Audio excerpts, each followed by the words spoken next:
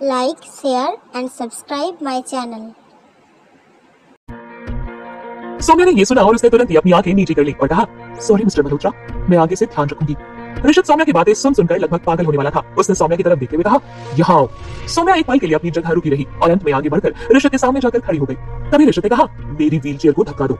सौम्या ने बिना किसी एक्सप्रेशन के कहा, ठीक है। इतना कहकर वो ऋषभ की व्हीलचेयर के पीछे चली गई और उसे धक्का देकर आगे ले जाने लगी। ऋषभ का चेहरा इस वक्त बहुत ज्यादा उदास था। ऐसा लग रहा था जैसे उस पर बहुत कुछ बताया हो और सामने वाले को चुकाने के लिए उसके पास कुछ भी नहीं था। जब वो दोनों हॉल से गुजरे तो उनके इस ऑरा ने बाकी सभी को चौंका दिया। सारी नौकरानियों ने जब ऋषभ और सौम्या को देखा तो वो समझ गई कि इस वक्त सौम्या और ऋषभ दोनों ही बहुत खराब मूड में थे। इस वक्त वो सभी उनके सामने नहीं पड़ना चाहती थी, इसलिए तेजी से यहाँ वहां हो गई। सौम्या बहुत आसानी से ऋषभ को वापस अपने कमरे में ले आई और बोली, अगर आपको कुछ और जरूरत है तो बता दीजिए, नहीं तो मैं अभी नहाने जा रही हूँ। इतना कहकर सौम्या अपने कपड़े लेने के लिए अलमारी के पास चली गई। जैसे ही उसने अलमारी खोली उसे वही कपड़े नजर आए जो ऋषभ ने उसे दिए थे। उन कपड़ों को देखते ही सौम्या के एक्सप्रेशंस थोड़े से चेंज हो गए। वो अलमारी बंद करना चाहती थी, लेकिन इससे पहले कि वो अलमारी बंद कर पाती, अलमारी के दोनों दरवाजों के बीच में एक हाथ दब गया। सौम्या झटके से पलटी। उसने पीछे ऋषभ को देखा जो उसे अलमारी का दरवाजा बंद करने से रोक रहा था। उसकी आंखें बहुत ठंडी थी।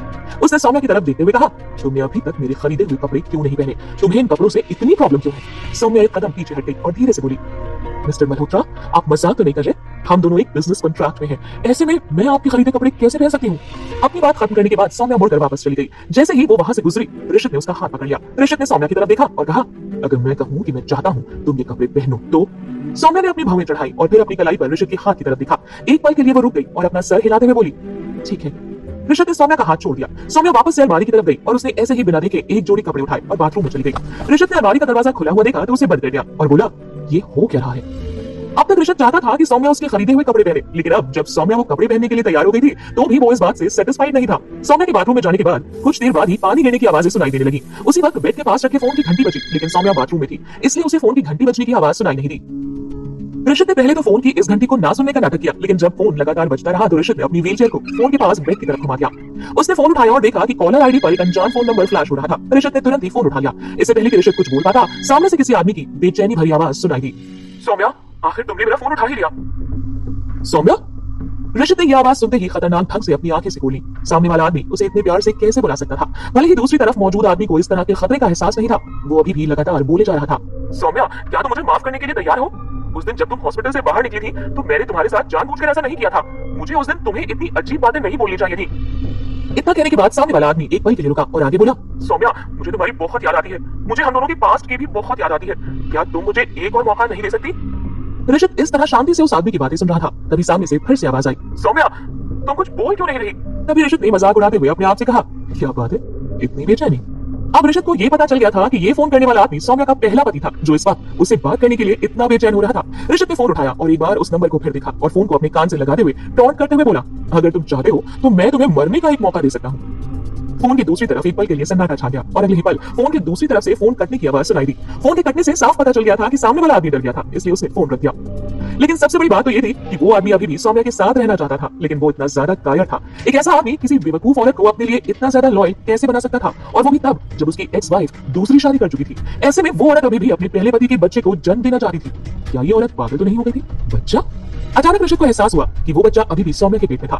ये याद आते ही ऋषभ के एक्सप्रेशन थोड़े से चेंज हो गए। ऋषभ को लगता था कि सौम्या ने उस बच्चे को अभी तक इसलिए रखा हुआ था क्योंकि वो अपने एक्स हस्बैंड के लिए भी कुछ फील करती थी। अगर उसका एक्स हस्बैंड फिर से सौम्या के साथ रहने के लिए हाथ जोड़कर विनती करेगा तो क्या वो फिर से राजी हो जाएगी? ये सोचकर सौम्या अपने उस बदमाश एक्स हस्बैंड के पास लौट सकती थी। ऋषभ को ऐसा लगा कि वो गुस्से से फटने वाला था। उसने अपना फोन निकाला और राठी को फोन करके कहा, मुझे इस फोन नंबर की पूरी डिटेल्स चाहिए। ये सौम्या का एक्स हस्बैंड है, मुझे उसकी हर एक जानकारी चाहिए। राठी जो अभी मल्होत्रा हाउस से निकला ही था कि उसे ऋषभ का कॉल आ गया, और सबसे बड़ी बात तो ऋषभ ने कॉल करते ही सौम्या के एक्स हस्बैंड की सारी डिटेल्स निकलवाने के लिए कहा था। राठी तो ये सुनकर हैरान ही रह गया था। उसने जल्दी से पूछा, ऋषभ सर, आप सौम्या के एक्स हस्बैंड के डिटेल्स क्यों निकलवाना चाहते हैं? हमें तो उस आदमी से कोई मतलब ही नहीं था, है ना?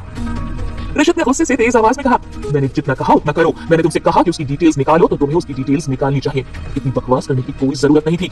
इतना कहकर ऋषभ ने कॉल डिस्कनेक्ट कर दी। राठी बस अपने आप को ही बेवकूफ समझ सकता था। सौम्या नहाकर बहुत जल्दी वापस आ गई।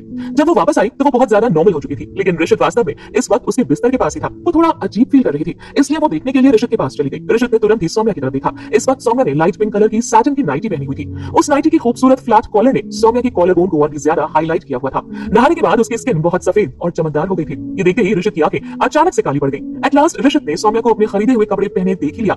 इस वक्त ऋषभ के दिल में क्या फीलिंग्स थी वो उसे भी समझ में नहीं आ रही थी। ऋषभ को नहीं पता था इस वक्त वो अपनी फीलिंग्स को कैसे एक्सप्रेस करे। सौम्या ने ऋषभ की तरफ देखते हुए कहा, आप यहाँ क्या कर रहे हैं? सौम्या इतना कहते हुए अपने बिस्तर के नजदीक गई तो उसने देखा कि बिस्तर पर रखा हुआ उसका फोन नजर नहीं आ रहा था। उसने फिर से हैरानी से ऋषित की तरफ देखा तो सौम्या का फोन इस वक्त ऋषित के हाथों में दिखाई दिया। सौम्या ने जल्दी से कहा, तुम मेरे फोन के साथ क्या कर रहे हो? इसे मुझे वापस कर दो। सौम्या हैरानी से अपना फोन लेने के लिए 2 कदम आगे बढ़ी। उसकी सारी हरकतें बहुत जरूरी लग रही थी। सौम्या इस वक्त बहुत ज्यादा घबराई हुई थी। वो इतनी ज्यादा घबराई हुई थी कि ऋषित ने उसे देखकर खतरनाक तरीके से अपनी आंखें सिकोड़ ली और फोन को अपनी बाहों में छुपा लिया और बोला, तुम फोन मेरे हाथ में आने से इतना घबरा क्यों रही हो? कहीं फोन में तुमने कोई सीक्रेट तो नहीं छुपा रखा है? ये सुनते ही सौम्या एक पल के लिए रुक गई। उसे अचानक कुछ समझ में आया। उसने अपने होंठ चबा लिए और बोली, ऋषित, कहीं तुम मेरा फोन तो नहीं छीनने जा रहे हो? सौम्या इस वक्त सच में बहुत ज्यादा टेंशन में थी। इसमें प्राची और सौम्या की सारी बातचीत का रिकॉर्ड था। अगर ऋषित ने प्राची और उसके बीच की सारी कॉन्वर्सेशन देख ली तो कहीं उसके बच्चे के बारे में सारी जानकारी सामने तो नहीं आ जाएगी। यही सोचते हुए सौम्या का चेहरा पीला पड़ गया। तभी ऋषित ने ठंडी आंखों से सौम्या को घूरते हुए देखा और कहा, अगर मैंने इसे अपने पास रख भी लिया तो क्या हो गया? वैसे भी तुम पर ऋषित की वाइफ होने का टैग तो लग ही चुका है। ऐसे में जो कुछ तुम्हारा है वो मेरा भी तो है, और अगर मैंने अपना फोन ले लिया तो इसमें कौन सी बड़ी बात हो गई? तभी सौम्या ने जल्दी से अपना हाथ आगे बढ़ाया और कहा, तुम ऐसा नहीं कर सकते, मुझे मेरा फोन वापस करो। ऋषित ने अपने होठों को सिकोड़ते हुए कहा, वापस कर दूं? लेकिन अब ये पॉसिबल नहीं है। सौम्या ने जैसे ही ऋषित के एक्सप्रेशन देखे तो वो समझ गई कि ऋषित इतनी आसानी से उसे वापस नहीं करने वाला था। वो शायद उससे इस सब के बदले में कुछ डिमांड कर सकता था। तभी सौम्या ने कहा, तुम्हारी शर्तें क्या है वो बताओ। अगर तुम मुझे अपना फोन लौटा देते हो तो उसके बदले में मैं कुछ भी करने के लिए तैयार हूँ। सौम्या इस वक्त सच में कुछ भी करने के लिए तैयार थी। वो किसी तीसरे आदमी को ये नहीं बता सकती थी कि वो जिस बच्चे को जन्म देने वाली है वो बच्चा किसी अजनबी का था। तभी ऋषित ने सौम्या की आंखों में देखते हुए कहा, क्या तुम सच में कुछ भी करने के लिए तैयार हो? सौम्या ने जल्दी से हाँ में अपना सर हिला दिया तो ऋषित ने कहा, ठीक है, अगर तुम्हें फोन वापस ही चाहिए तो तुम्हें मुझे किस करना होगा, तभी तुम्हें अपना फोन वापस मिलेगा। ऋषित की बात सुनने के बाद सौम्या ने सोचा कि शायद उसे कोई कंफ्यूजन हुआ था। ऋषित उससे इस तरह का कुछ करने के लिए कैसे कह सकता था? ऋषित ने सौम्या का फोन पकड़ा हुआ था और फोन देने के बदले में ऋषित सौम्या को किस करने के लिए कह रहा था। किस करने के बाद ही वो सौम्या को फोन वापस करने वाला था। ये ऋषित मुझे क्या कह रहा है? ये बहुत ज्यादा बेवकूफी भरी बातें नहीं कर रहा। ऋषित ने सौम्या को एक बहुत ही क्यूट और कंफ्यूज्ड एक्सप्रेशन के साथ सामने खड़े देखा। वो समझ नहीं पा रही थी कि ये सब कुछ जो हो रहा था वो सच था या नहीं। ऋषित को भी अचानक से होश आया और उसे महसूस किया कि उसने अभी अभी क्या कहा था। ऋषित को अपना चेहरा जलता हुआ महसूस हुआ। उसके कानों के पास एक गर्मी महसूस हो रही थी। ऋषित हल्के से खांसा और वो कुछ कहने वाला था, तुम। इससे पहले कि ऋषित की बात पूरी हो पाती, सौम्या अगले ही पल जो अभी अभी अपनी जगह पर खड़ी थी अचानक झुक गई। ऋषित की आंखों के सामने उसका सिंपल चेहरा अचानक से बड़ा हो गया और अगले ही पल एक सॉफ्ट टच उसके होठों पर लगा। ऋषित की आंखें थोड़ी सी कांपने लगी। सौम्या ने शुरू में ही मना कर दिया था, लेकिन जब उसने उन दोनों के बीच के इस बेमेल रिश्ते के बारे में सोचा तो वो समझ गई कि अगर उसने ऋषित की बात नहीं मानी तो शायद ऋषित सच में उसका फोन कभी नहीं लौटाने वाला था। ये सब क्या चल रहा था? ये ऋषित किस तरह की डिमांड कर रहा था? क्या किस करने के बाद ऋषित सौम्या को उसका फोन वापस कर देगा? क्या होंगे इन सभी सवालों के जवाब जानने के लिए सुनते रहिए तू जहां मैं वहां, सिर्फ और सिर्फ पॉकेट एफएम पर।